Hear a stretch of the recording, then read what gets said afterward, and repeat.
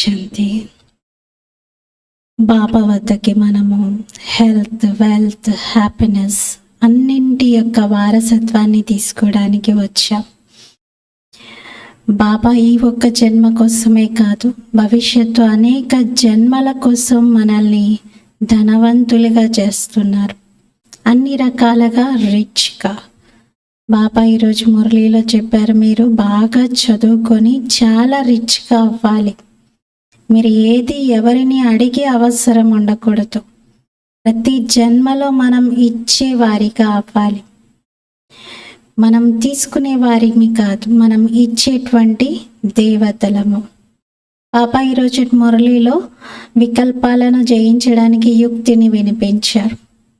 చాలా విశేషమైనటువంటి ధారణ పైన అటెన్షన్.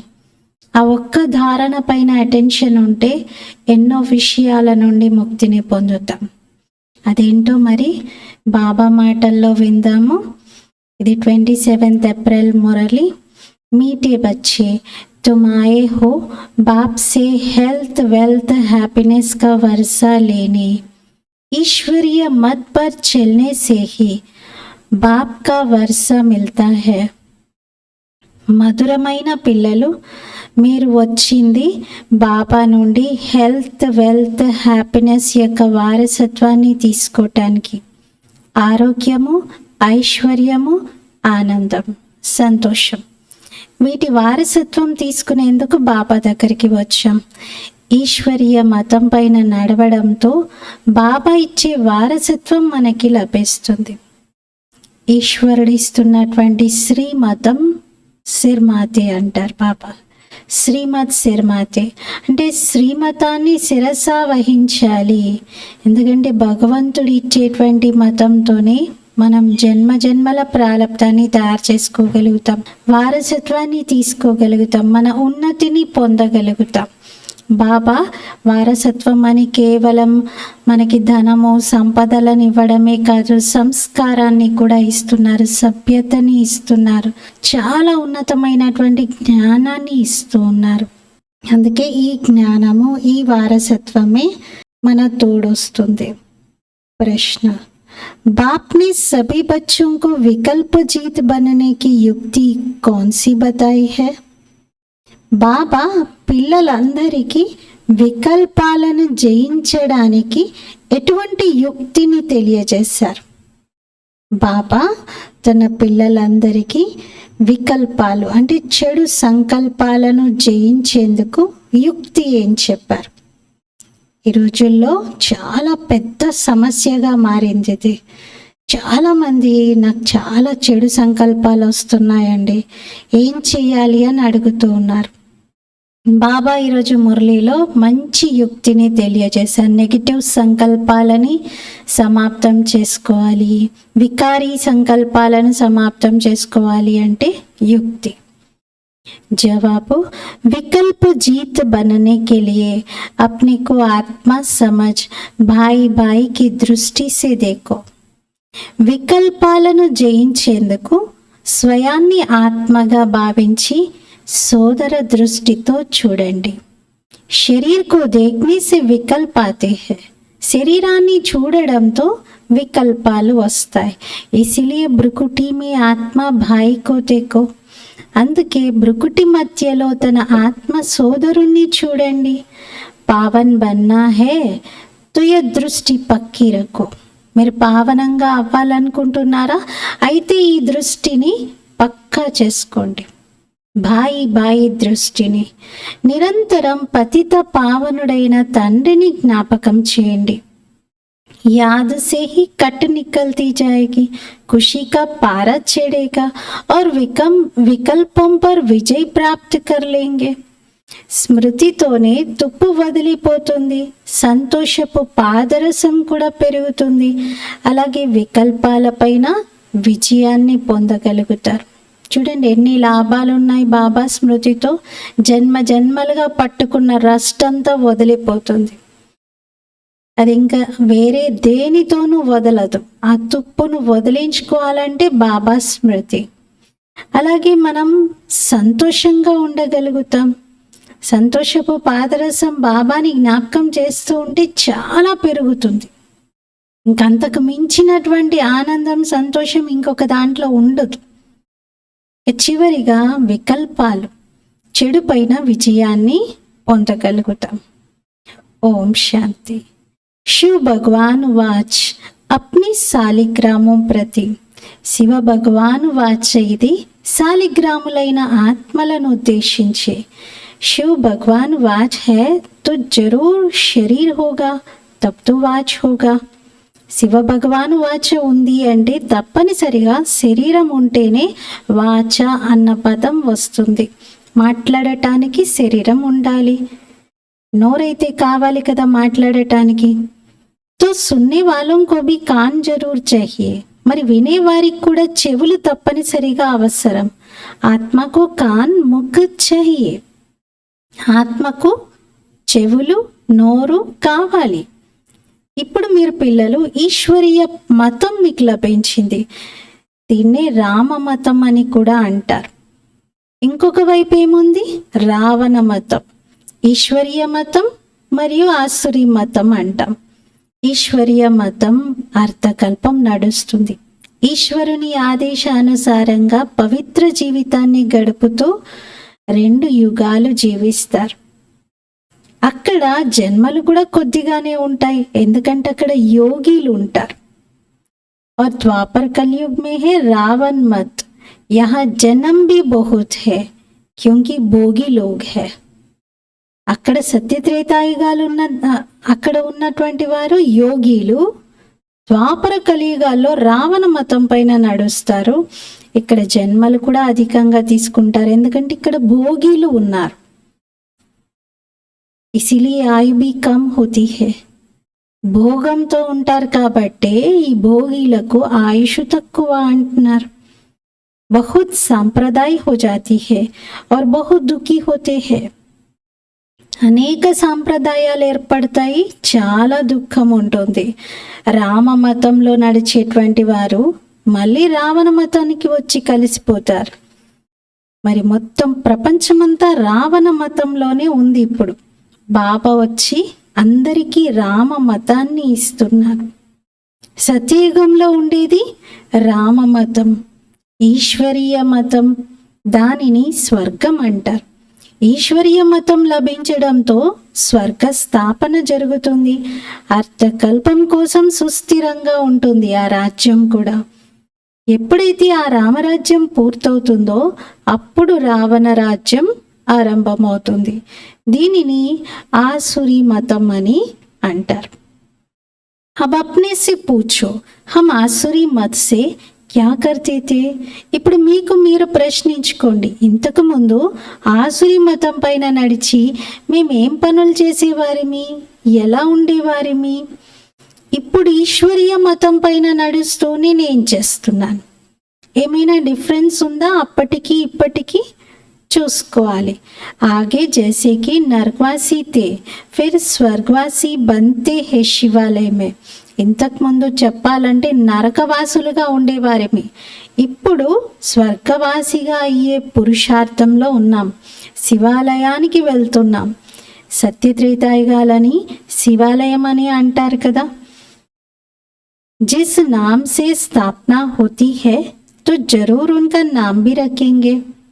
బాబా అన్నారు, ఇక్కడ కూడా చూడండి, మనం ఈ ప్రపంచంలో ఎవరైనా దేన్నైనా స్థాపించారంటే వాళ్ళ పేరుని తప్పకుండా దానికి జోడిస్తారు. వాళ్ళ పేరుతో ఆ స్థానానికి గుర్తింపు వస్తుంది. అలాగే మరి సత్యత్రేతాయుగాలని స్థాపించేది ఎవరు? శివుడు, శివ్ బాబా కదా. అందుకే ఆ 2 యుగాలకి శివాలయం అనేటువంటి పేరుంది అంటున్నారు బాబా. ఎందుకంటే ఎవరు స్థాపించారో వారి పేరుని తప్పకుండా తీసుకుంటారు కదా. అక్కడ ఉండేదంతా దేవీ దేవతలు, శివుడు ఉండరు. కానీ శివుడు స్థాపించారు కాబట్టి దాన్ని శివాలయం అంటున్నారు. రచయిత బాబానే మీకు ఈ విషయాలని అర్థం చేయిస్తున్నారు. ఏం రచిస్తున్నారు మరి బాబా? అది మీరు ఇప్పుడు తెలుసుకున్నారు, అర్థం చేసుకున్నారు. మొత్తం రచన అంతా ఈ సమయంలో తండ్రిని పిలుస్తూ ఉంది. హే పతిత పావన లిబరేటర్, ఈ రావణ రాజ్యం యొక్క దుఃఖాల నుండి ముక్తిని ఇవ్వండి, దీని నుండి విడిపించండి అని పిలుస్తున్నారు. ఇప్పుడు మీకు సుఖం గురించి అర్థమైంది, అందుకే ఇది దుఃఖము అని తెలుసుకుంటున్నారు. సుఖమేంటో రుచి అర్థమైన తర్వాత ఎన్ని దుఃఖాలు ఉన్నాయి ఇక్కడ అనే రియలైజేషన్ కూడా కలుగుతుంది. లేకపోతే దీన్ని దుఃఖం అనేమైనా అనుకున్నారా? దీంట్లోనే సుఖం కూడా ఉంది కదా అని సంతోషపడుతూ వచ్చారు. కానీ అసలు సుఖం గురించి తెలిసాకే ఇదెంత దుఃఖం ఉంది అనేది అర్థమవుతుంది. లేకపోతే దీన్నేమైనా దుఃఖం అని భావించారా? ఇక్కడే నాకు స్వర్గం ఉంది, ఇక్కడే నేను హ్యాపీగా ఉన్నాను, సుఖంగా ఉన్నాను, నాకు లేనిదేంటి, నాకేం లోటు ఉంది అని అనుకుంటారు. जैसे बाप नॉलेजफुल है, मनुष्य सृष्टि का बीज रूप है, तुम भी नॉलेजफुल बनते हो. బాబా ఎలా నాలెడ్జ్ఫుల్గా ఉన్నారో, మనుష్య సృష్టికి బీజ రూపుడిగా ఉన్నారో, మీరు కూడా అలాగే నాలెడ్జ్ఫుల్గా అవుతున్నారు. బీజంలో వృక్షం యొక్క నాలెడ్జ్ ఉంటుంది, కానీ అదైతే జడమైనటువంటిది. ఒకవేళ చైతన్యంగా ఉండి ఉంటే ప్రతి మొక్క మాట్లాడేది, చెప్పేది, నా వృక్షము ఇలా ఉంటుంది, నా కొమ్మలు ఇలా ఉంటాయి, నా నుండి ఇలాంటి ఫలాలు ఇలాంటి పుష్పాలు వస్తాయి అని. కానీ అవి జడమైనవి కాబట్టి అవి మాట్లాడజాలవు. మీరు చైతన్యమైన వృక్షానికి చెందినవారు, అందుకే వృక్షం గురించి తెలుసుకుంటున్నారు. బాబాను మనుష్య సృష్టికి బీజ రూపుడు అని అంటారు, సచ్చిత్ ఆనంద స్వరూపుడు అంటారు. ఈ వృక్షం యొక్క ఉత్పత్తి పాలన ఎలా జరుగుతుంది అనేది ఇంకెవరికి తెలియదు. ऐसे नहीं नया झाड़ उत्पन्न होता है, అలా అని కొత్త మొక్క ఉత్పన్నమవుతుందా? లేదు, దీని అంటే వేయడం జరుగుతుంది. కొత్తగా మొక్క ఉత్పన్నం చేయడానికి కూడా దీని అంటు తీసి వేయాల్సి వస్తుంది. ఇది కూడా బాబా అర్థం చేయించారు కదా. పాత వృక్షంలోని మనుష్యులందరూ పిలుస్తున్నారు, రావణుడి నుండి లిబరేట్ చేయండి అని. ఎందుకంటే ఈ సమయంలో రావణ రాజ్యం నడుస్తుంది. మనుషులకు రచయిత గురించి కానీ రచన గురించి కానీ తెలియదు. బాబా స్వయంగా తెలియజేస్తున్నారు, నేను ఒక్కసారి మాత్రమే కల్పంలో స్వర్గాన్ని స్థాపిస్తాను.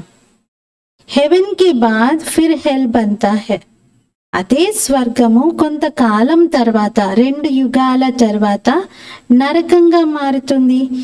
రావణ్ కి ఆనే సే ఫిర్ వామ్ మార్గ్ మే చలే జాతే హై. రావణుడి ఎంట్రీతో ఇక అందరూ వామ మార్గంలోకి వెళ్ళిపోతారు. వామ మార్గం అంటే వికారాల మార్గం.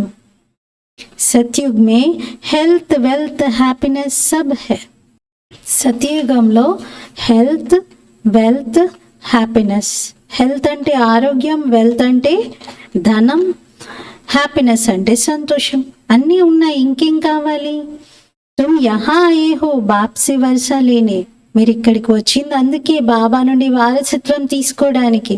హెల్త్ వెల్త్ హ్యాపీనెస్ అన్నీ లభిస్తాయి అని. ఎందుకంటే స్వర్గంలో ఎప్పుడు దుఃఖాలు ఉండవు. బాబా హ్యాపీనెస్ అని ఎందుకు అంటున్నారంటే అక్కడ దుఃఖమే ఉండదు. तुम्हारे दिल में है कि हम कल्प कल्प पुरुषोत्तम संगम युग में पुरुषार्थ करते हैं. మీ హృదయంలో ఉంది, మేము కల్ప కల్పం పురుషోత్తమ సంగమ యుగంలో పురుషార్థం చేస్తాము అని. పేరే ఎంత బాగుంది. और कोई युग को पुरुषोत्तम युग थोड़ी कहते हैं. ఇంకే యుగాన్నైనా ఇలా పురుషోత్తమ యుగము అంటారా? అనరు. उनमें तो सीढ़ी नीचे उतरते जाते हैं.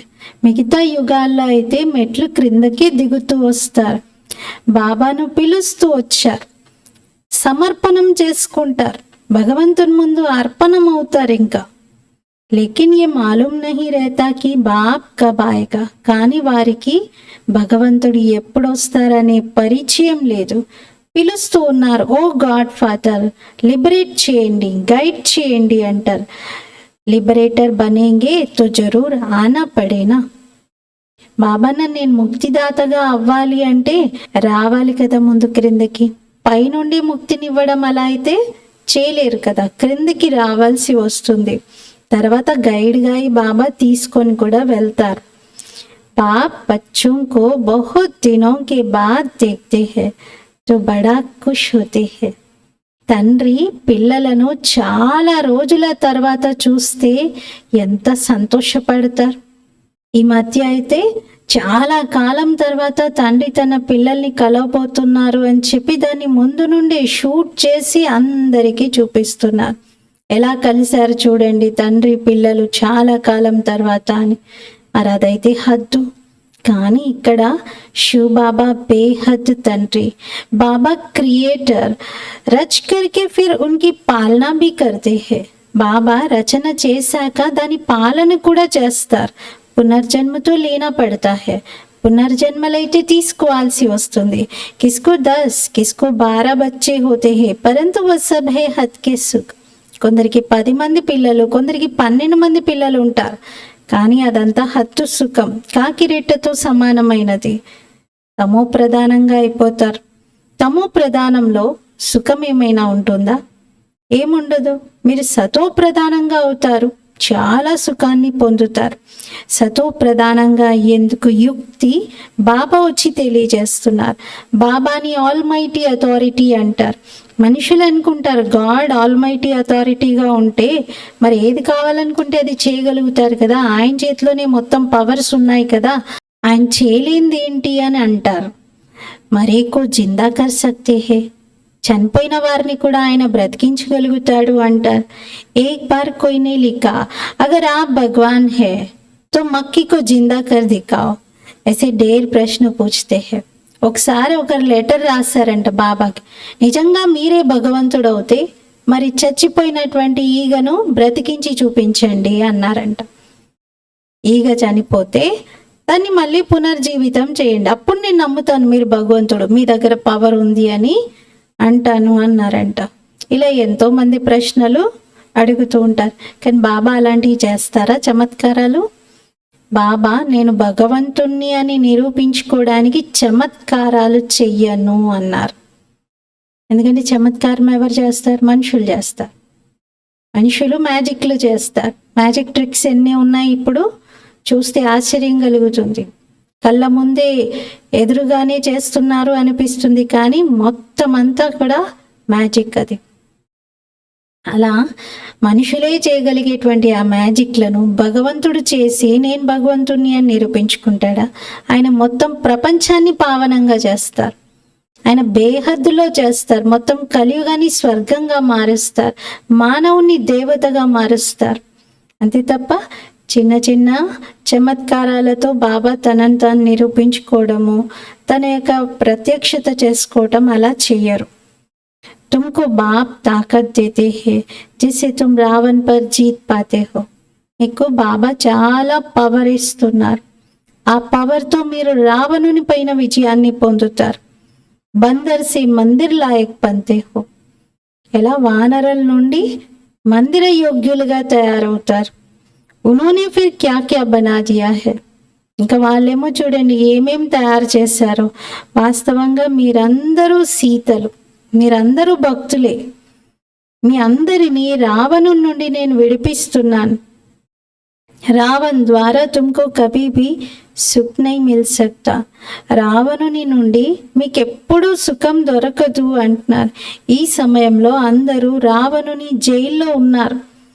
రామునిది జైలు అనేది ఉండదు. రాముని జైలు ఉందా అంటే ఉండదు.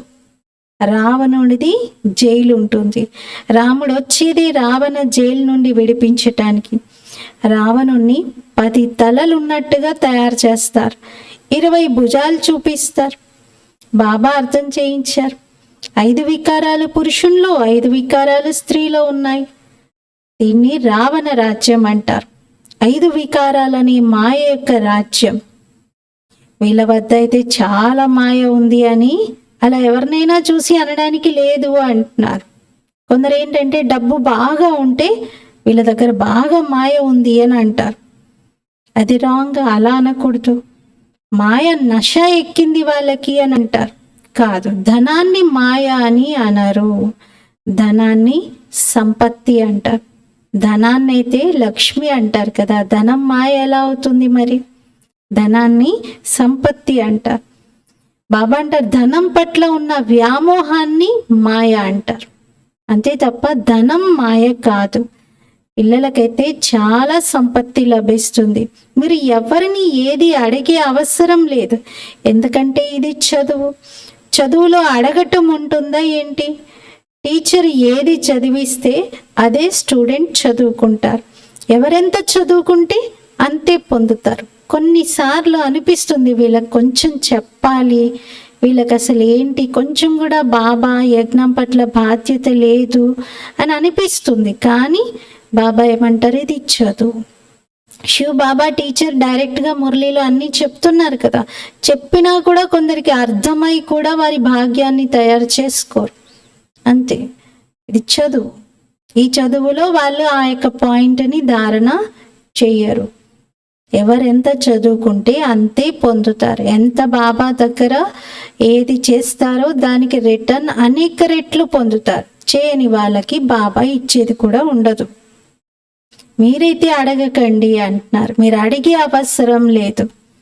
ఇస్మే పవిత్రత భీ చాహియే, ఇందులో ప్యూరిటీ కూడా కావాలి అంటున్నారు. ఏక్ అక్షర్కి భీ వాల్యూ దేఖో కితనీ హై, ఒక్కొక్క అక్షరానికి కూడా చూడండి ఎంత విలువ ఉంది. పద్మాపదం, పద్మాపదం. పాప్కో పేచాను యాద్ కరో, బాబాను గుర్తించి జ్ఞాపకం చేయండి. బాబా తన పరిచయం ఇచ్చారు కదా, ఎలాగైతే ఆత్మ బిందువుగా ఉందో అలాగే నేను కూడా ఆత్మను, నేను బిందువును అంటున్నారు. వద్దు ఎవరు పవిత్ర హే, మరి శివబాబా అయితే సదా పవిత్రుడు. శాంతి జ్ఞాన్ పవిత్రతక సాగర్ హే, శాంతి జ్ఞానము పవిత్రతకు సాగరుడుగా ఉన్నారు. ఎన్ని బాబాలో సాగరం సమానంగా ఉన్నాయి. ఏకకి హీ మహిమ హే, ఒక్కరిదే మహిమంతా అంటున్నారు. సబ్కా పొజిషన్ అప్నా అప్నా హోతా హే, అందరి పొజిషన్ వేరువేరుగా ఉంటుంది.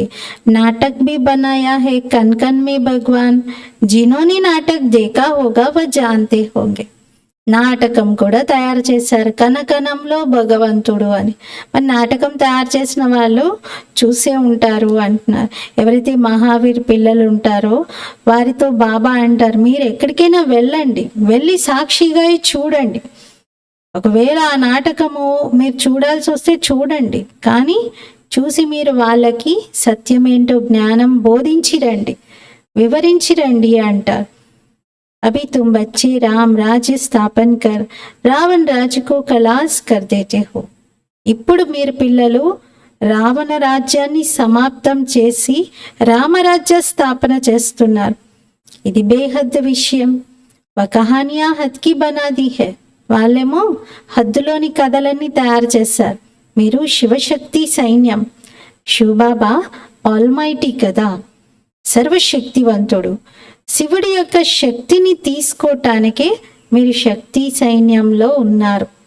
వాళ్ళేమో శివసేన అని పార్టీ పేరు పెట్టుకున్నారు. ఒక రాజకీయ పార్టీ ఉంది మహారాష్ట్రలో, శివసేన అని.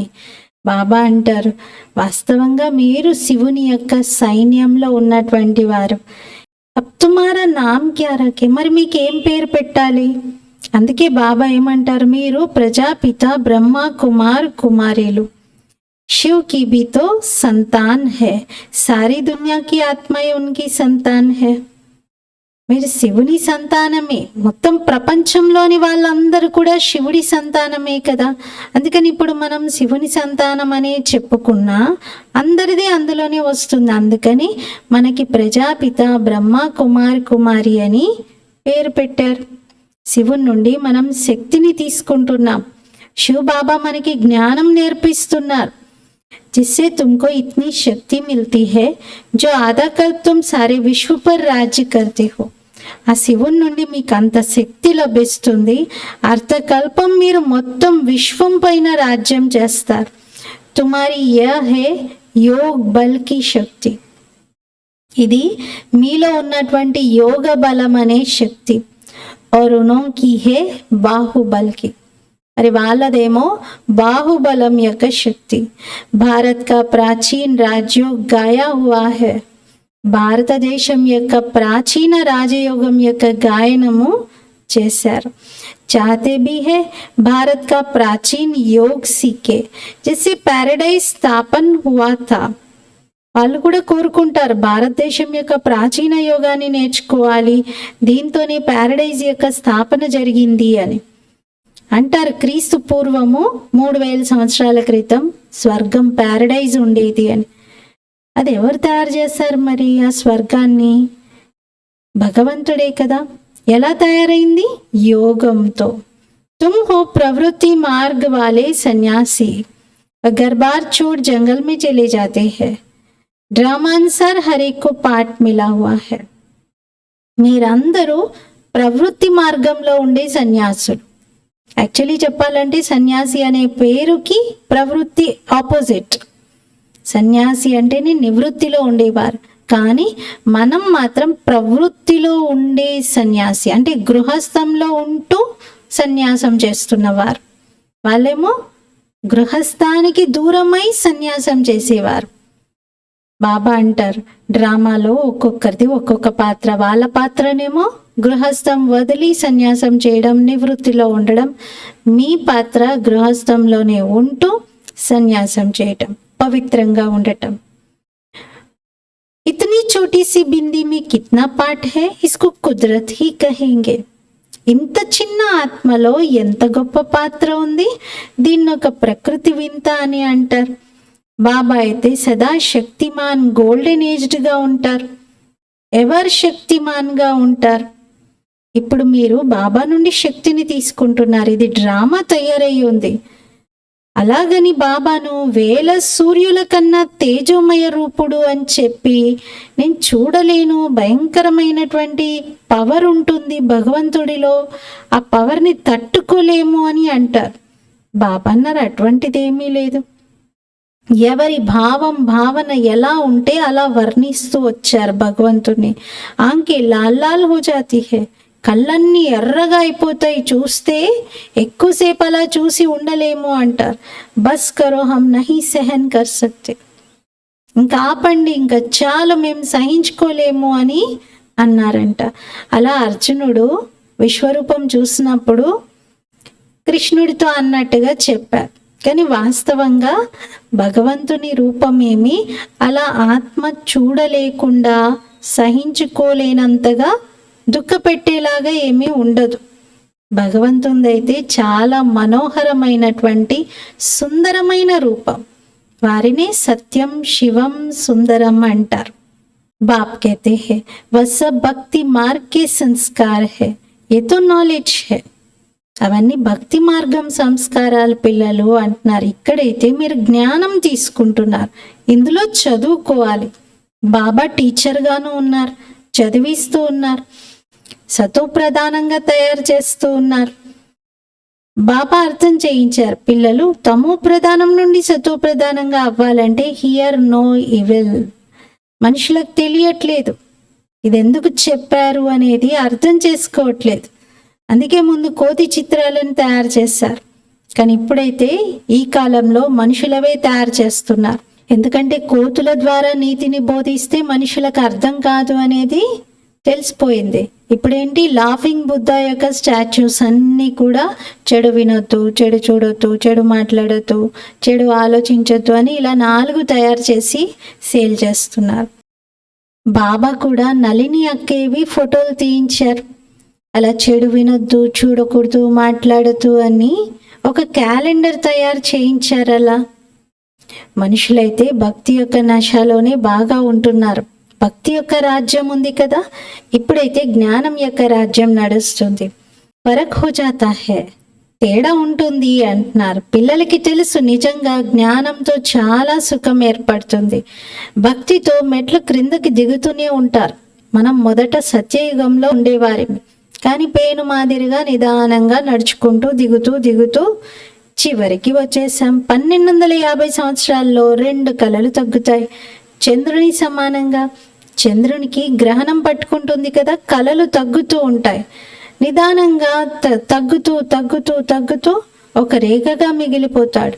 మళ్ళీ పెరుగుతూ పెరుగుతూ 16 కళలుగా అవుతారు.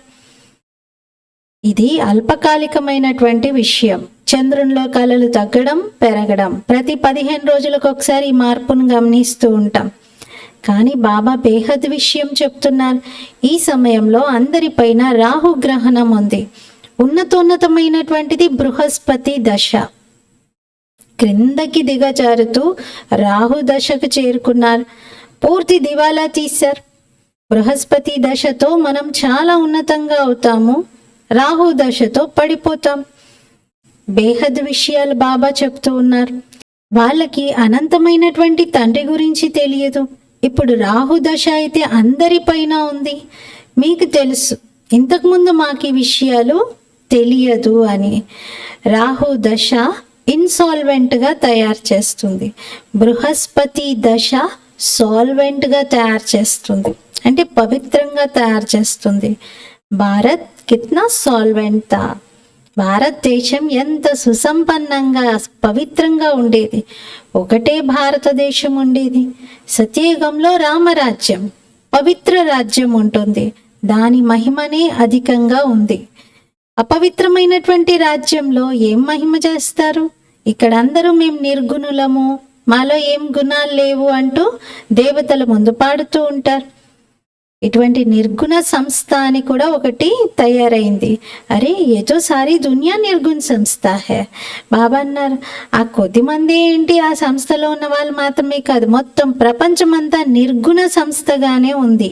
ఇదేమైనా ఒక్కరి విషయమా ఏంటి? పిల్లలను ఎల్లప్పుడూ మహాత్మా అని అంటారు. ఫిర్ కేతే హో కోయి గుణ నహీ. మళ్ళీ మీరేమంటున్నారు? మహాత్మా అని పిల్లల్ని సంబోధిస్తూనే ఇక్కడ ఎవరిలో గుణాలు లేవు, మేము నిర్గుణులము అంటున్నారు. మరి మొత్తం ప్రపంచంలో ఏ గుణాలు లేని కారణంగా రాహు దశ వచ్చి కూర్చుంది. అందుకే బాబా అంటారు, దానం ఇవ్వండి, గ్రహణాన్ని దూరం చేసుకోండి.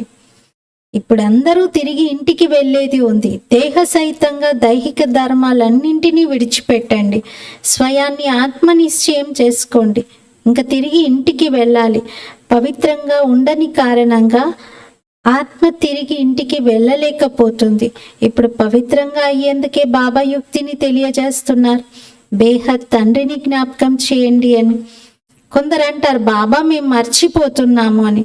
బాబా అంటారు, మధురమైన పిల్లలు, పతిత పావనుడైన తండ్రిని మీరు మర్చిపోతున్నారా? మరి పావనంగా ఎలా అవుతారు మర్చిపోతే? విచార్ కరో కి ఏ క్యా కేతే హో. ఆలోచించండి, అసలు మీరు ఏం మాట్లాడుతున్నారు. जानवर भी कभी ऐसे नहीं कहेंगे कि हम बाप को भूल जाते हैं. జంతువులు కూడా ఇలా మాట్లాడవు అంటున్నారు. మా తల్లిదండ్రిని మర్చిపోతున్నాము, తండ్రిని జ్ఞాపకం చేయలేకపోతున్నాము అని పశువులు కూడా మాట్లాడవు. మీరేంటి అలా మాట్లాడుతున్నారు? తుమ్ క్యా कहते हो? मैं तुम्हारा बेहद का बाप हूँ. బాబా అన్నారు, మీరు ఎందుకు అలా చెప్తున్నారు? నేను మీకు అనంతమైన తండ్రిని. నేను వచ్చిందే మీకు అనంతమైన వారసత్వాన్ని ఇవ్వడానికి. నిరాకారుడైన తండ్రి సాకారంలోకి వచ్చి చదివిస్తూ ఉన్నారు. ఇప్పుడు బాబా ఇతనిలో ప్రవేశించి ఉన్నారు. వీరు బాప్ దాత. ఇద్దరి ఆత్మ ఈ బ్రుకుటి మధ్యలో ఉంది. మీరేమంటారు? బాప్ దాత అంటారు. మరి తప్పనిసరిగా ఇద్దరు ఆత్మలు ఉన్నాయి కదా, శివబాబా మరియు బ్రహ్మ ఆత్మ. మీరందరూ ప్రజాపిత బ్రహ్మ కుమారులుగా అయ్యారు. అంటే శివబాబా బ్రహ్మ ఆత్మ ఇద్దరిని గుర్తించారు కాబట్టే బీకే అయ్యారు.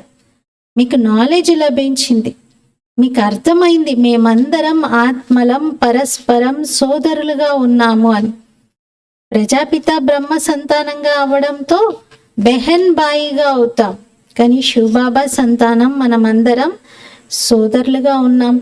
ఈ స్మృతి పక్కాగా ఉండాలి. परंतु बाबा देखते हैं कि बहन भाई में भी नाम रूप की कशिश होती है. కానీ బాబా గమనిస్తున్నారు, పిల్లలు భాయి బెహన్ అని అనుకుంటూ కూడా, సోదర సోదరిగా భావిస్తూ కూడా మరి నామరూపాల్లో చిక్కుకుంటున్నారు. ఒకరికొకరు దృష్టి వెళ్తుంది, ఆకర్షణ కలుగుతూ ఉంది. బహుతోంకో వికల్పాతే, చాలా మందికి వికల్పాలు వస్తున్నాయి. సోదరి అని భావిస్తున్నారు కానీ మళ్ళీ వికల్పాలు వస్తున్నాయి. అచ్చా శరీర్ దేక్కర్ వికల్పాతే హే. మంచి అందమైన రూపం చూస్తే చాలు వికల్పాలు వస్తూ ఉంటాయి. ఇప్పుడు బాబా అన్న స్వయాన్ని ఆత్మగా భావించి సోదరుడిగా చూడండి. సోదర దృష్టితో చూడండి. శరీరాలని చూడకండి, బ్రుకుటిలో ఆత్మను చూడండి. ఆత్మలందరం బ్రదర్స్. బ్రదర్స్గా ఉన్నాం కాబట్టి శివబాబా మనకి తండ్రి అయ్యారు. అందరికీ ఒక్కరే తండ్రి, అందరూ ఆ ఒక్క తండ్రిని జ్ఞాపకం చేయాలి. ఇప్పుడు బాబా చెప్తున్నారు, సతో ప్రధానంగా అవ్వాలి అనుకుంటే నిరంతరం నన్ను జ్ఞాపకం చేయండి. ఎంత జ్ఞాపకం చేస్తారో అంత తుప్పు వదిలిపోతుంది, సంతోషపు పాదరసం పెరుగుతుంది, బాబా పట్ల ఆకర్షణ కలుగుతుంది, నంబర్ వారీ పురుషార్థం అనుసారంగానే తయారవుతారు, బాబాతో ఆకర్షణ కలుగుతుంది. అచ్చా, मीठे मीठे सिकीलते बच्चों प्रति माता पिता बाप दादा का याद प्यार और गुड मॉर्निंग। रूहानी बाप की रूहानी बच्चों को नमस्ते।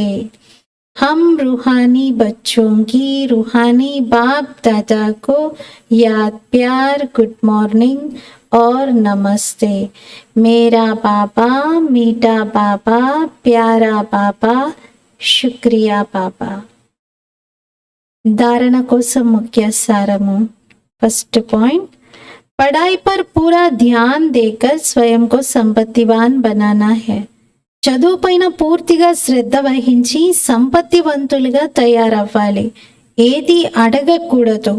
ఒక్క బాబా యొక్క స్మృతి మరియు పవిత్రత ధారణతో పదంపతిగా తయారవ్వాలి. సెకండ్ పాయింట్, రాహు గ్రహణం నుండి ముక్తిని పొందటానికి వికారాలను దానం చేయాలి. చెడు వినకూడదు, చూడకూడదు మొదలైనవి. ఏ విషయాలతోనైతే మెట్లు క్రిందకు దిగుతూ వచ్చారో, నిర్గుణులుగా మారారో వాటిని బుద్ధితో మరిచిపోవాలి. ఫస్ట్ పాయింట్లో బాబా చదువుతో మీరు చాలా రిచ్గా అవ్వాలి, ఏది అడగవద్దు అంటున్నారు. పవిత్రత ధారణతో పదంపతిగా అవ్వాలి అన్నారు. సెకండ్ పాయింట్లో దానం ఇవ్వండి, గ్రహణం దూరం చేసుకోండి. ఏ విషయాలు మిమ్మల్ని పడేశాయో వాటిని బుద్ధి నుండి ఎలిమినేట్ చేయండి, వాటిని కంప్లీట్గా ఎరేస్ చేయండి అంటున్నారు. वरदान, पहले आपके मंत्र द्वारा सर्व का स्वमान प्राप्त करने वाले निर्माण सो महान भव। ముందు మీరు అనే మంత్రము ద్వారా సర్వుల స్వమానమును ప్రాప్తించుకునేటువంటి నిర్మాణ మరియు మహానభవ. వివరణ, ఇదే మహామంత్రము సదా గుర్తుండాలి. నిర్మాణతయే సర్వ మహానత, నిర్మాణతయే సర్వ మహానత. ముందు మీరు అనడంతో సర్వుల స్వమానం పొందగలుగుతారు. ముందు మీరు అనటమే సర్వుల స్వమానం ప్రాప్తించుకునేందుకు ఆధారం. మహాన్గా తయారు చేసే ఈ మంత్రము వరదానం రూపంలో సదా మీ తోడుగా ఉండాలి. వరదానాలతోనే పాలన పొందుతూ ఎగురుతూ గమ్యానికి చేరుకోవాలి. శ్రమ ఎప్పుడు చేయాల్సి వస్తుంది అంటే వరదానాలను కార్యంలో ఉపయోగించనప్పుడు. ఒకవేళ వరదానాలలోనే పాలన పొందుతూ వరదానాలను కార్యంలో ఉపయోగిస్తూ ఉన్నట్లయితే శ్రమ సమాప్తం అవుతుంది. సదా సఫలత మరియు సంతుష్టత యొక్క అనుభవం చేసుకుంటూ ఉంటారు. स्लोगन, सूरत द्वारा सेवा करने के लिए अपना मुस्कुराता हुआ रमणीक और गंभीर स्वरूप इमर्ज करो। ముఖము ద్వారా సేవ చేయటానికి తన చిరునవ్వుతో ఉన్న రమణీకమైన మరియు గంభీర స్వరూపాన్ని ఇమర్జ్ చేయండి. ముఖం ద్వారా సేవ చేయటానికి తన చిరునవ్వుతో ఉన్న రమణీకత, గంభీరత రెండిటి యొక్క కలయికతో ఉన్నటువంటి రూపాన్ని ఇమర్జ్ చేయండి అంటున్నారు. రెండు అవసరం కదా. పూర్తి టూ మచ్ సీరియస్ అవ్వడం కూడా మంచిది కాదు, బాగా రమణీకంగానే ఉండడం కూడా కరెక్ట్ కాదు. రెండు కనిపించాలి. ఈరోజు స్వమానము, నేను నిర్మాణ చిత్త మహాన్ ఆత్మను. ఈ స్వమానం యొక్క అభ్యాసం మనం రోజంతలో చేద్దాము. అందరి నుండి స్వమానం ప్రాప్తించుకోవాలి అంటే వినమ్రత ఉండాలి. సంబంధాలలో ముందు మీరు అనండి, ఎదుటివారికి ముందు ప్రోత్సాహం ఇవ్వండి, అభినందించండి, వాళ్ళని ముందుంచండి. అలా మీరు వారి స్వమానాన్ని ప్రాప్తించుకోగలుగుతారు, మహాన్గా కాగలుగుతారు. ఓం శాంతి.